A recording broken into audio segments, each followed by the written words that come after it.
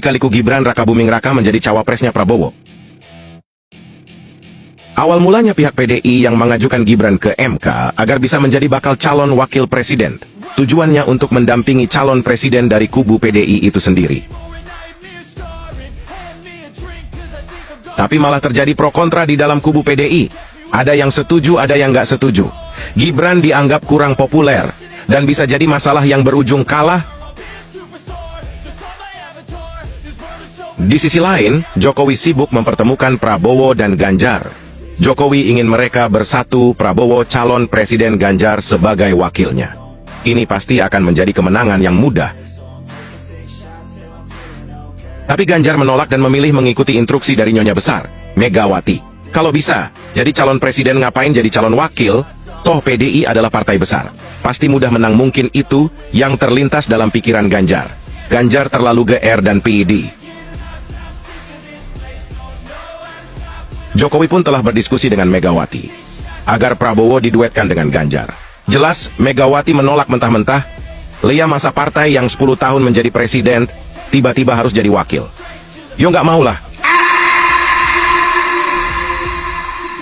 Kita beralih ke kubu Anies. Di sini Anies sudah deal jadi calon presiden dari Partai Nasdem CS. Anies melobi Gibran untuk menjadi wakilnya. Tapi karena beda misi visi, Gibran pun menolak. Gagalnya Anies melobi Gibran, AHW menjadi pilihan berikutnya. AHW dan Demokrat menerima pinangan Anies CS, tapi sayang di tengah jalan Demokrat justru dikhianati dan ditinggalkan. Surya Paloh lebih memilih Cak Imin dari PKB dengan alasan bisa mengambil suara dari NU.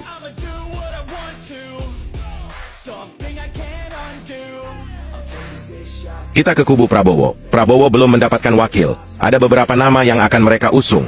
Ridwan Kamil dan Erick Thohir dan Sandi. Pilihan jatuh kepada Sandi. Tapi karena P3 Partai Sandiaga Uno telah terlanjur berkoalisi dengan PDI, Sandi pun menolak.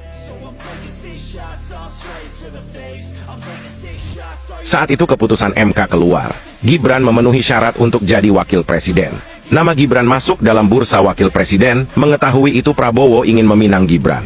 Berkali-kali Prabowo meminta Gibran agar mau menjadi wakilnya. Tapi berkali-kali pula Gibran menolak. Setiap pertemuan hasil selalu sama. Gibran menolak. Alasan Gibran menolak semua pinangan jelas karena menghormati PDI. Gibran masih menunggu keputusan PDI. PDI yang belum menentukan wakil. Dan Gibran pun berharap bisa dijadikan wakil dari PDI. Tapi seperti yang sudah dijelaskan di depan, terjadi pro kontra di badan PDI. Ada yang setuju Gibran jadi wakil Ganjar, ada yang tak setuju, dan ternyata lebih banyak yang nggak setuju.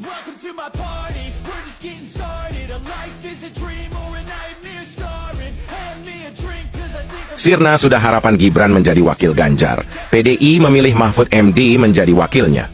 Mahfud MD dianggap lebih senior, lebih berpengalaman, dan lebih populer. Pasti lebih mudah mendulang suara masyarakat. Kira-kira begitulah pikiran dari kubu PDI.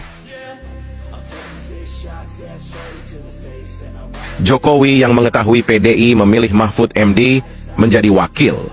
Jokowi yang merasa ditinggalkan. Jokowi yang merasa pendapatnya tak didengarkan. Tentu sangat terkejut dan kecewa. Di sisi lain Jokowi juga tahu bahwa kubu Anies bukanlah lawan YG muda, apalagi ada Cak Imin bersama PKB-nya dan partai besar lainnya.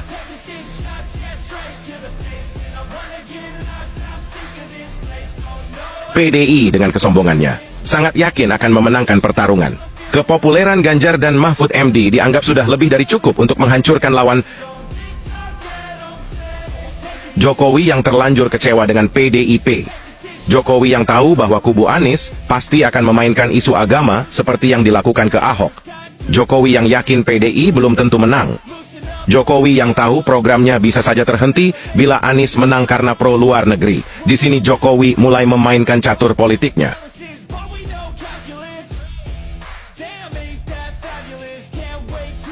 Jokowi tahu kekuatan Prabowo dalam Pilpres 2024 tidak begitu kuat. Masih kalah oleh PDI, masih kalah dengan Anies CS. Tidak ada cara lain untuk memecah suara Anies agar ke Prabowo. Untuk memecah suara PDL agar ke Gibran, Jokowi, masuklah Gibran menjadi wakil Prabowo. Gibran masuk dan diusung oleh Golkar. Gibran fix keluar dari PDI.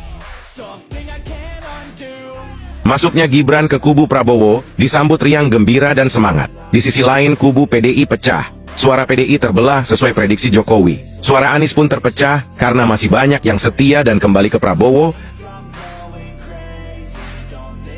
Satu langkah catur Jokowi sudah dijalankan, belum terlihat membahayakan oleh pihak musuh. Apalah hebatnya seorang Gibran. Mereka meremehkannya hingga keluar kata dua belimbing sayur Gibran, anak, inggusan. Tentu beda level. Mereka jauh lebih tinggi. Ibarat mereka bintang, Gibran hanyalah debu.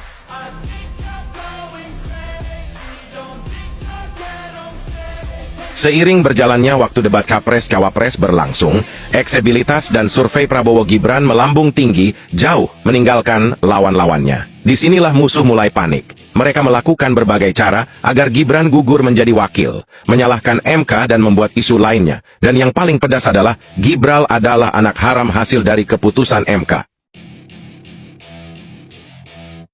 Isu-isu liar semakin dimaikan.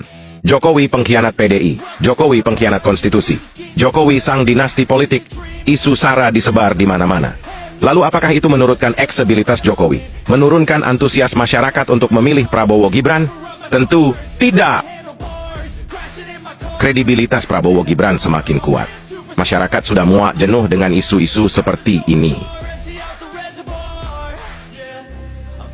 Ganjar sudah berani menilai kerja Jokowi dengan skor 5. Mahfud MD ikut duan menyentil Gibran sebagai anak tak bermoral beretika. Mahfud yang sekarang bukanlah Mahfud yang dulu yang masih berkarisma. Tentang HAM Prabowo pun diangkat lagi, meski tak pernah terbukti Prabowo salah. Tapi mereka telah buta. Isu apapun akan diangkat selagi itu bisa menjatuhkan Prabowo Gibran. Ganjar dengan PD-nya mengatakan dia lebih baik dari Jokowi. Ganjar yang terlalu pede berani menyenggol Jokowi. Yang jelas dua. Jokowi jauh lebih besar daripada dirinya. Mungkin juga Jokowi jauh lebih besar daripada PDI yang mengusungnya.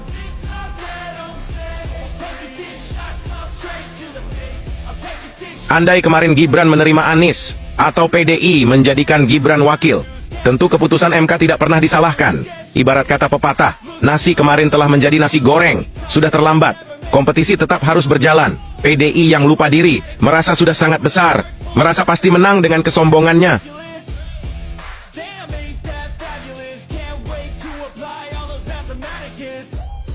PDI lupa, atau memang tidak tahu. Banyak masyarakat memilih Jokowi, bukan karena PDI, tapi karena sosok Jokowi itu sendiri. Dan sekarang banyak yang pilih Prabowo, bisa jadi karena ada Jokowi di belakangnya. Sekarang PDI sedang di tepi jurang. Ada yang lebih seru dari pemilu tahun ini, adalah saat Jokowi menyembeli banteng.